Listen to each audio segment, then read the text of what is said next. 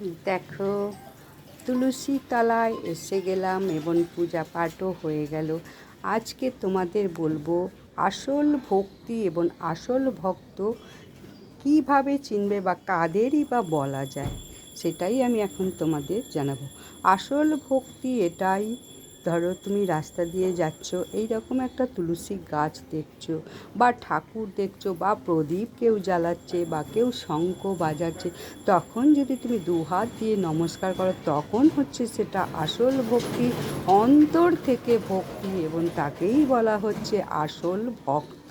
শুধু পূজা পাঠ করলে, ধূপধুনো দেখালে, বাকি আর কোনো ক্রিয়াকর্ম করলে না, একে কিন্তু আসল ভক্তি বা ভক্ত বলা যায় না। তাই আসল ভক্তি, আসল ভক্ত এটাই যে যেখানেই ঠাকুর দেখুক, তুলসী গাছ দেখুক, দেবতা দেখুক, শঙ্খ বাজানো দেখুক, অন্তত একবার হাত তুলে নমস্কার জানাক, শ্রদ্ধা ভক্তি জানাক।